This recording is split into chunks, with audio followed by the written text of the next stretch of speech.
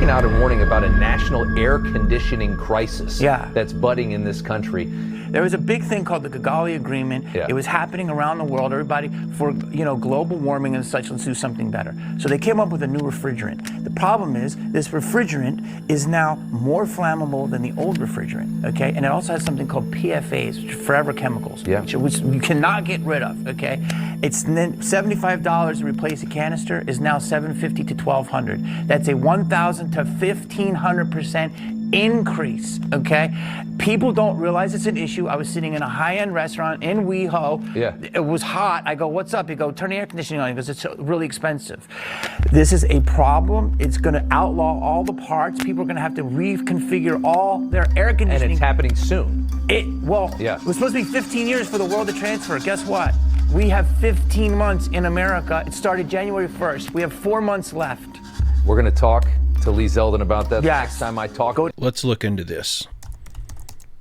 The Kagali Amendment is a 2016 international agreement made under the Montreal Protocol to phase down the global production and consumption of hydrofluorocarbons. Hydrofluorocarbons are synthetic refrigerants used in air conditioners, refrigerators, foam insulation, and aerosols. The purpose of the agreement is to gradually reduce HFC usage worldwide and replace them with lower global warming potential refrigerants, natural refrigerants, and new cooling technologies. When will this be implemented in the U.S.? The implementation of the Kagali Amendment in the U.S. happens via domestic law. The American Innovation and Manufacturing Act, we'll call that the AIM Act, which gives the Environmental Protection Agency authority to phase down hydrofluorocarbons in line with the amendment. Here are the key dates and the implementation schedule for the U.S. The AIM Act was signed into law in December of 2020. The U.S. Senate ratified the Kagali Amendment on September 21st, 2022. Under AIM, the phase-down schedule aims to cut U.S. HFC production and consumption by 85% by the year 2036 relative to baseline levels. As of late 2024, EPA finalized a major rule, the Emissions Reduction and Reclamation Rule, to support that phase-down,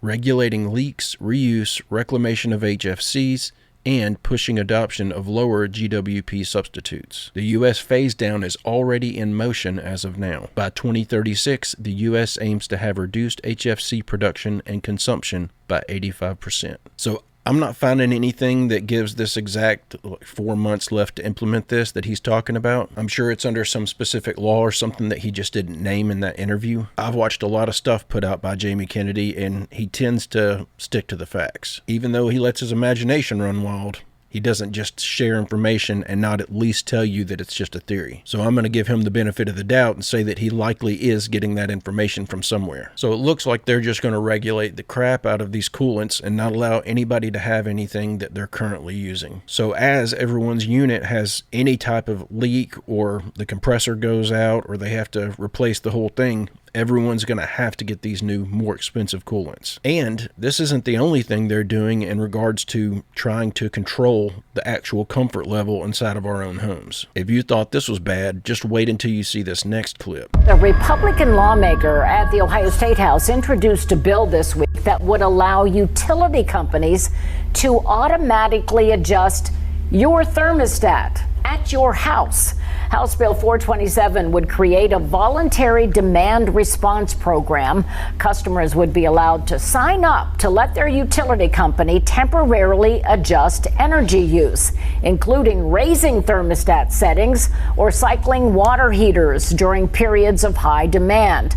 The bill's sponsor, Representative Roy Kloppenstein, said it's meant to help homeowners and small businesses save money while reducing the load on the power grid. An analysis from the Ohio Environmental Council estimates the program would generate between $34 and $100 million in savings for the utility system, depending on how many customers sign up for it. Here they go again, making this statement that, oh, we're going to start taking control over some other aspect of your life, but it's all for your own benefit. They're seriously trying to convince people that the reason they're doing this is they want to save you money. In what reality does the government want to take less of your money? And what if they're not hitting their budget goals for the year? What if they need to rake in an extra $24 to $100 million? If they got control of your thermostat, maybe they'll just crank that thing up to 80 degrees whenever it's below zero outside and make that thing run all day long. And think about whenever they go full dictatorship on us. They're going to have full digital control over you. You're going to slip up and do something that the government doesn't like, and they're going to shut off your access to your checking account. Then they're going to send people out to try to repossess your home, and if you refuse to come out, they can just shut off your air conditioning and let you cook in there. You'll have no choice but to come out. This is one of the dumbest proposed laws I've ever heard. And like everything else, they're saying it's voluntary, but eventually it will be mandatory. Just like how they told us initially that Real ID was a voluntary thing. Now, if you go through TSA and you don't have it, and they have to do this biometric face scan on you in order to verify your identity, they're going to charge you $48 for it. If you're getting fined because you don't have a specific ID that the government wants you to obtain, that's no longer voluntary. You're being forced into compliance. They're going to make this stuff more and more uncomfortable until everybody gets fed up with it and caves and gives in to what they're wanting. That's what they do with everything. And how many times have you worked for a company or a business that had the corporate office controlling the thermostat 3 or 4 states away, and people wouldn't even bother trying to call and ask them to adjust it whenever it was sweltering hot or freezing cold in your facility, because it would take an act of Congress to get anyone to even consider it? Those people aren't there experiencing the discomfort, so they could care less. You think it's going to be any different whenever you call the utility company and tell them that it's too hot in your home? They won't care. It's comfortable there in their offices. Hey, don't forget to hit like and subscribe if you haven't already, and don't forget to drop your theories and your comments in the comment section down below. Well, we all know the under 16 social media ban will come into place next month, but do you know what else is coming in for Aussie adults? As of December 27, Australians will be forced to upload government issue IDs every time they search the web while they're logged in. Google, Bing, it doesn't matter. No ID, no search. Now, the reasoning is protecting kids from adult content. No doubt that principle has benefit. We all want to keep our children safe. The reality, though, some critics say, is a full-scale experiment in digital control. Mandatory ID uploads for all users, teenagers, seniors, everyone. Facial recognition or digital ID linking is the, quote, convenient alternative. No opt-out, no transparency, just compliance on behalf of the public. Now, China is one nation where this is in place already, but on a much larger scale. Their cyberspace ID is a government-run initiative aimed at linking citizens' real identities to their online activities. Though the government described the ID as voluntary, some critics say it may become mandatory by default. Access to essential online services, including payment systems, messaging, computing apps, could depend on possession of a digital ID. Once legal usage becomes compulsory, refusal would effectively block a citizen from daily life online, which in turn would flow into reality. That age-old idea of someone is always watching, it's no longer a metaphor. Now, this has not happened in Australia, and it's not happening to this extent on December 27. However, critics fear that this may just be the beginning. Your money, your data, essentially your whole life stored in the one place. Does it sound convenient or concerning? Would you feel safer knowing your information is in one government-controlled spot, or should you, the individual, be able to choose where your personal data is kept? Are you noticing the pattern? It's voluntary at the moment, but may become mandatory. And it's for your own safety. It's for your own good. We've got to protect the kids. And here's a question that probably no one is asking. How are you protecting the kids by forcing all of the adults to have a mandatory digital ID when the kids are not going to be able to access the internet anyway because they don't have an ID to upload? I've never seen a 10-year-old with a state-issued ID before, have you? They don't need them. Everything they do, everything they have access to is all controlled by their parents. And that's the way it should be. And we just saw a few weeks ago when Tim Tebow was on the Flagrants podcast, all of the people who are trying to bring harm to children on the internet are already known about. They're tracking their IP addresses. You remember that map with all the red dots on it? But if they really cared about that stuff, they'd be going after those people. If that was really the issue, if that was really necessary, they wouldn't be putting more restrictions on law-abiding citizens. But they don't care about bringing harm to children on the internet. They're all involved in it themselves. But it always follows this same pattern. It's not mandatory, but may become mandatory in the future. And we're only doing this for your own safety and security. It's just lies. At this point, the examples of this pattern being used are off the charts. It's become blatantly obvious that everything they're telling us is just a lie because they want control. We got to talk about the next level of this robot situation, because it's not just the house-made robots that we're going to be dealing with. We're going to be dealing with humanoid robots that are going to be specifically designed to be dangerous, okay? World's most powerful humanoid robot aces Superman landing with flair. And boy, does it. So let's take a look at this. I mean, this thing jumps and lands like how I wish I could in my dreams. And it's done perfectly. And I'm just, as somebody who grew up in the 90s, fantasizing about sci-fi world in the future, I'm just stunned that we're here now, and I'm waiting for the Jetsons to show up. You can actually see how this thing just flips in the air backwards and lands with like a movie ending pose.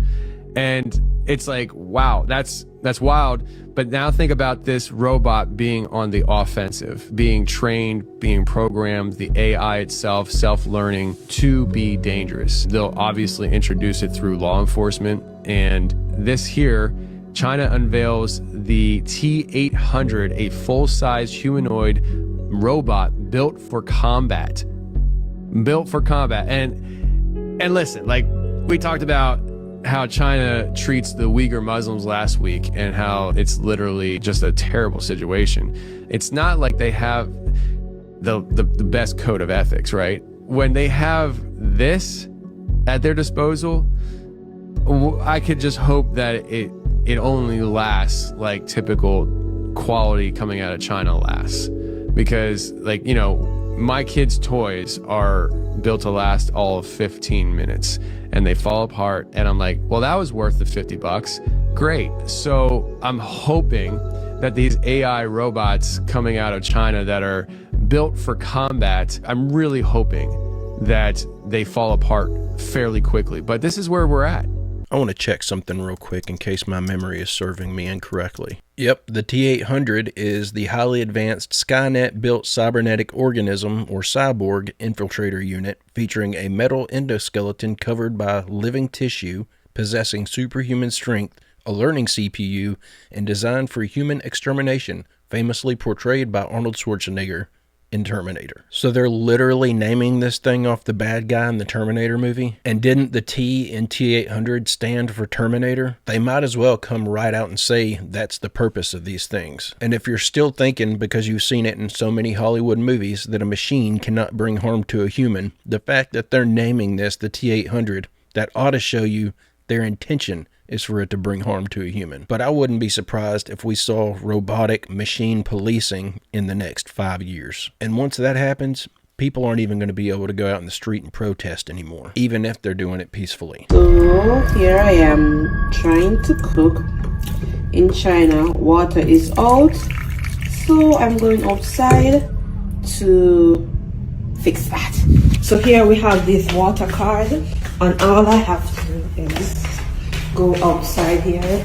There's this water station door here, and this is my apartment number 1401. This is my water meter. This is the card that they give you. You take it to the water station, you load the money on it. I put 100 kwai on this, and then all I have to do is to tap. Sorry, not tap. Put it here. And then watch it load my water. It says open, so it's loading back my water for me. Once it's finished, all I have to do is to go back in, and my water should be back. Excuse that, but my water is back. Yay me! Water Commission, do that and meet them. This is ridiculous. They plan to take control over the temperature level in your home by controlling your thermostat remotely, and they're going to make us prepay for our water usage. Every country is modeling themselves after the control mechanisms that China has in place against their citizens. That's why it's so important to watch and see what's going on over there. All of that stuff is going to make its way to Western countries. So now, because they're going to have more control points for all of these utilities, they're going to be able to remotely shut off your water, remotely control or shut off your your air conditioning, on top of shutting your access off to your checking account if you don't comply with whatever draconian laws they throw at you. It's literally going to feel like people from the dark ages living in modern day housing complexes. We're going to have to go back to showering once every 2 weeks. Everyone's going to be walking around all malnourished. If you have electricity, it's going to be sparsely available. They're not going to waste all those good utilities on us lowly citizens. We're just the peasants. And what's so sad about this is if we all just decided to combine forces and refuse to comply with any of this, there's no way they could pull it off. But all of these pilot programs that they're constantly talking about initiating, all these people are going to sign up for it willingly. They've done such a good job at indoctrinating all of the citizens and dumbing down the population with the public schools. A lot of people don't even consider this stuff as a risk. And it's a large enough portion of the population, a large enough percentage, they're just going to drag the rest of us off the cliff with them. Listen up. We've been telling y'all for years, and it's coming. Some New Yorkers are getting $12,000 in crypto in a Coinbase-funded basic income-style pilot program. Everyone needs to get their heads out of the sand. Since 2021, we've been saying this was coming. This has Agenda 2030 all over it. America's second largest county approves $500 monthly to residents in 2026. City of Boulder releases evaluation report for guaranteed income pilot project. 20 Howard County families will receive guaranteed basic income for 1 year with no strings attached. Lawmakers float a nationwide basic income experiment that would cover the cost of a 2-bedroom apartment. Not only that, but we're seeing the digital IDs take root in U.S. as states and federal agencies chart uncertain paths. Not only that, but Trump just came out with the Genesis mission, which will combine everything from AI to satellites. We have been talking about this patent forever. 060606, a cryptocurrency system using body activity data. You will wear a device that senses your body activity, and if you do what they tell you to do, you get paid in cryptocurrency. Trump is literally making the system right now. They're piloting basic income programs that are with cryptocurrency. This will all be connected with what? Your digital ID. They will be able to monitor everything you do in this system. They knew that Biden nor Harris would be able to implement this system, but they did know that Trump would be able to. So that is exactly what Trump is doing, because he's no different than anybody else. Take a look around. He's literally having dinners with Bill Gates, Mark Zuckerberg, Jeff Bezos. He is not taking down the deep state. He is a part of it. And y'all are going to line up like sheep in the slaughterhouse if y'all don't wake up. The further we go into this presidency, the more I'm convinced Trump was just a Trojan horse. And if you watch that video that was made by Marjorie Taylor Greene not too long ago, whenever she announced that she was bowing out, and who would blame her? She's literally one of 2 people who are actually trying to fight and do things for the citizens in Congress. She's probably tired of getting constant death threats by people who are supposed to be her colleagues, who are supposed to be doing the same thing she's trying to do. But the whole system is so corrupt, you can't look at any of these people that work for us in D.C. and actually think that they're doing anything in the best interest of the citizens. And regardless of what we thought Trump was going to be able to do whenever he entered office, he's hiring from that pool of people for his entire cabinet. He's just picking the people who haven't openly gone off the deep end, people who are better at deceiving, people who are a little bit better at hiding their true intentions. But it's so easy to connect the dots. This stuff is coming, whether we like it or not. But the only way we're going to stop this is just mass non-compliance. And it's going to be difficult. So most people are not going to get on board with that idea. And it's going to cost the rest of us dearly. But at the very least, at least we have time to prepare, and as much as you can prepare for total world domination. The most dangerous corporation in America is one you may not have heard of. It's called Palantir Technologies, a Silicon Valley tech company that may put your most basic freedoms at risk. Palantir gets its name from a device used in The Lord of the Rings. If this weren't such a serious subject, I'd spend the whole video making funny Lord of the Rings references. I won't do that, because there's nothing funny about the real dangers of Palantir. Think about this. What do AI, the U.S. military, domestic surveillance, and the tech oligarchy all have in common? Palantir, co-founded by billionaire Peter Thiel and its current CEO Alex Karp. We buy a lot of things from Palantir. In J.R.R. Tolkien's Lord of the Rings, a Palantir is a seeing stone, something like a crystal ball, that can be used to spy on people and distort the truth. During the War of the Ring, a Palantir falls under the control of the evil Sauron, who uses it to manipulate and deceive. Palantir Technologies bears a striking similarity. It sells AI-based data platforms that let their clients, including governments, militaries, and law enforcement agencies, quickly process and analyze massive amounts of your personal data. Whether it's social media profiles, bank account records, tax history, medical history, or driving records, the tools that Palantir sells are used to help clients identify and monitor individuals like you. Why should this matter to you? Billions of your tax dollars are going to Palantir, and what Palantir is working on could be used against you. Early in his current term, Trump signed an executive order requiring government agencies to consolidate all of their information about you into one giant database, something that has never been done before. To help process this massive amount of information, Trump chose Palantir. Trump claims this is about efficiency, but as one Silicon Valley investor described it, Palantir is, quote, building the infrastructure of the police state. Data privacy experts warn that when government data is pooled together, it can be used by a tyrant to intimidate or silence opposition. The possibilities for abuse are huge. Palantir co-founder and Trump ally Peter Thiel has made no secret of his disdain for democracy, writing, quote, I no longer believe that freedom and democracy are compatible. But when he speaks of freedom, he isn't thinking about you. To him, freedom means that he and his fellow tech oligarchs get to do what they want without consequences, while the rest of us live in an authoritarian police state. And if Thiel's anti-democratic sentiments weren't terrifying enough, it also appears he isn't sure if humans are all that great either. You would prefer the human race to endure, right? You're hesitating. Yeah, well, Yes? I don't know. I would, This is a long hesitation. The danger of Palantir's AI-powered super database on all Americans is amplified by the vast wealth and power of those associated with it and their apparent disdain for democratic institutions.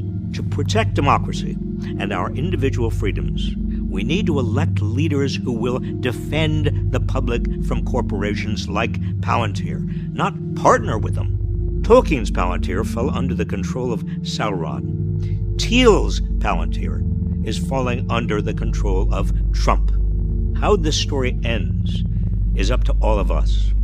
Please, help spread the word. It's quite infuriating to see just how much we were played. And now, knowing all that we know about Trump's plans, if we hadn't voted for him, things would be way worse. Our system has been so corrupted for so long, you can't vote in the good guys. The good guys never even make it onto the final list of people that are running for office. If someone with actual common sense, decency, and logic tries to run for any office, whether it be the local, the state, or the federal level, they just sweep in with all this dark money and just bury them in negative attack ads. And if that doesn't work, then they just hijack the election. I'm starting to think the only way that we fix this is if we completely go back, just strip everything down and go back to just simply the Constitution. The only way that we're going to be able to enact actual, real change is to do away with all of our major institutions. We've got to shut down the CIA, the FBI, everybody in Washington has to go. But there's no way to do that short of a civil war between the people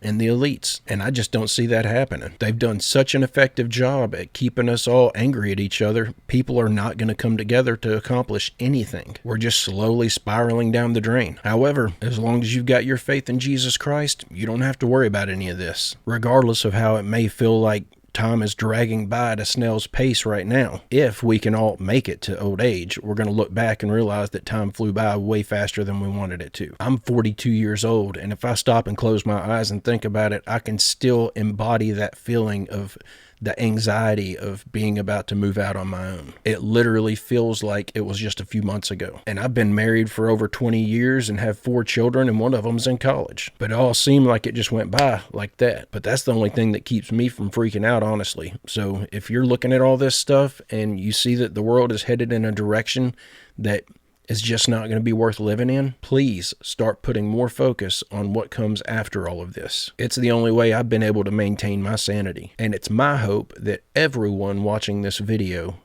especially since you're concerned with the world enough that you're trying to pay attention to what's going on, I want all of you to make it. The last thing I want is anyone seeing the direction this world is headed in and deciding to make a permanent solution to a temporary problem, if you know what I'm saying. But guys and gals, I'm going to go ahead and end the video right there. Again, I'm sorry for ending on such a bleak note. I'll try to mix in a few more upbeat clips in next week's videos. I feel like this stuff is just getting too dark. But God willing, I will be back on Monday with another video to share with everyone. I hope you all come back to join me. Don't forget to leave a like and subscribe if you haven't already. And don't forget to drop your theories and your comments in the comment section down below. I will not be releasing a video tomorrow, just to give everyone a reminder or a heads up if you didn't see that announcement in my previous video. I got a big 3-day weekend planned with my wife, but I hope everyone has an amazing weekend, spending time with your family and enjoying the freedoms that we have while we still have them. I hope everyone has a great, safe, fantastic rest of your day, a phenomenal weekend, and I will see you all on Monday.